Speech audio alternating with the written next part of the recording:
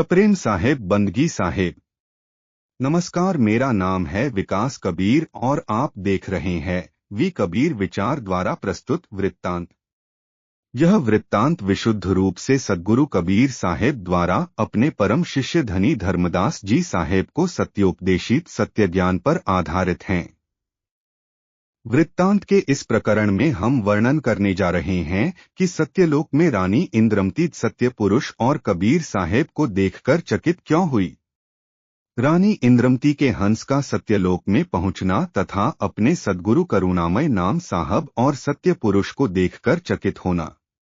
जब रानी इंद्रमती ने सत्य पुरुष की शोभा, चमक तथा प्रभा को देखा तथा सत्य पुरुष का अद्भुत अमृत का भंडार देखा तो वह चकित रह गई। रानी इंद्रमती का हंस चकित होने के साथ साथ सत्य पुरुष के दर्शन करके आनंद विभोर हो गया। रानी अपने विदेह स्वरूप में सत्य पुरुष के चरणों में लिपट गई। रानी का हंस निर्मल सद्गुणवान तथा सुंदर था।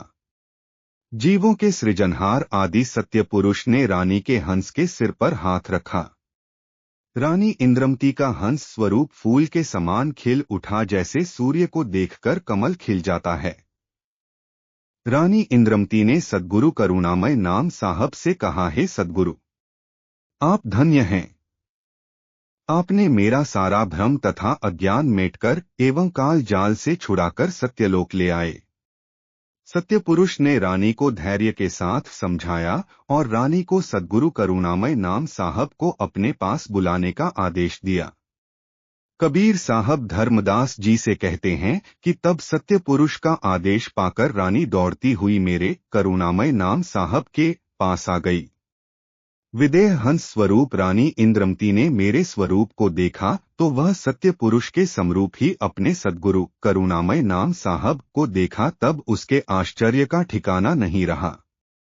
रानी इंद्रमती ने जब सद्गुरु करुणामय नाम साहब तथा सत्य पुरुष का एक ही स्वरूप देखा तो वह आश्चर्यचकित हो गई और सोचने लगी कि सत्य पुरुष और सद्गुरु में कोई अंतर ही नहीं दिखता।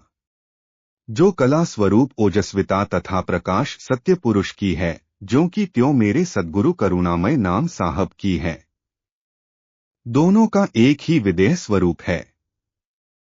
रानी इंद्रमती का हंस सुजन स्वरूप दौड़कर अपने सद्गुरु करुणामय नाम साहब के चरणों में जाकर लिपट गया और रानी कहने लगी, हे साहिब, आपकी छवि, कला तथा सामर्थ्य को मैंने भली भांति पहचान लिया है।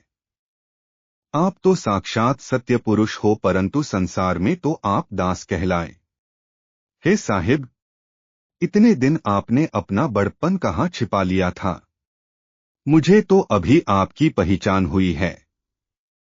मेरे हृदय में यह दृढ़ निश्चय तथा विश्वास हो गया है कि आप ही सत्य पुरुष हो, दूसरा कोई भी सत्य पुरुष नहीं है। मैंने यह सत्यलोक आपकी कृपा से देख लिया है। मैं मोह, अज्ञान, भूल व भ्रम रूपी गहरी नींद में सोई हुई थी। आपने मुझको जगा दिया और आपकी शरण में ले लिया।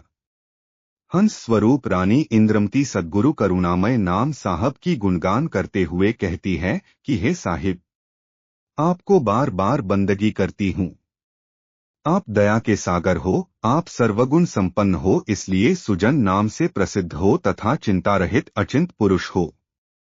आपकी महिमा का वर्णन नहीं किया जा सकता, इसलिए हे साहिब, आप अकथनीय पुरुष हो, आप अचल पुरुष एवं अमर पुरुष हो, आप मृत्यु से परे हो, आप सर्वत्र विद्यमान हो, आप पाप रहित तथा अजन्मा हो, अतः आपका कभी भी गर्भ में जाकर जन्म नहीं होता। आप सुंदर तथा अनादि पुरुष हो।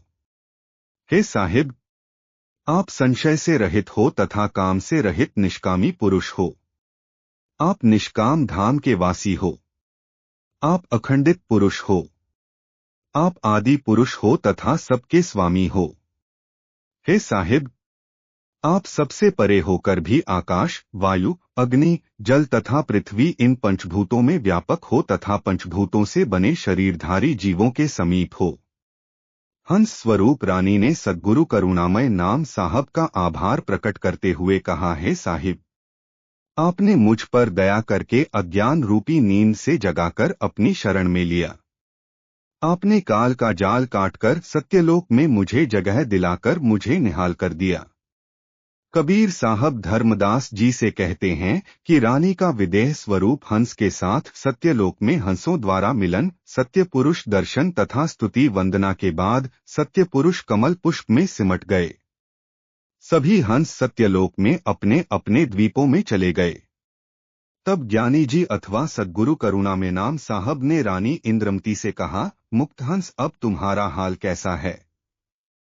अब तो तुम्हारा समस्त दुख तथा काल का दगा मिट गया है और तुम्हारा प्रकाश 16 सूर्यों जितना भी हो गया है। तुम पर सत्य पुरुष अपार कृपालु हुए, जिसके फलस्वरूप तुम्हारा समस्त संशय दुख तथा भ्रम मिट गया है। वृत्तांत के इस एपिसोड में इतना ही। इसके अतिरिक्त यदि आप इस विषय में अपनी कोई बात, राय या सुझाव हमसे साझा करना चाहते हैं तो कमेंट बॉक्स में अवश्य कीजिएगा। इन्हीं शब्दों के साथ बहुत बहुत धन्यवाद। सप्रेम साहेब, बंदगी साहेब।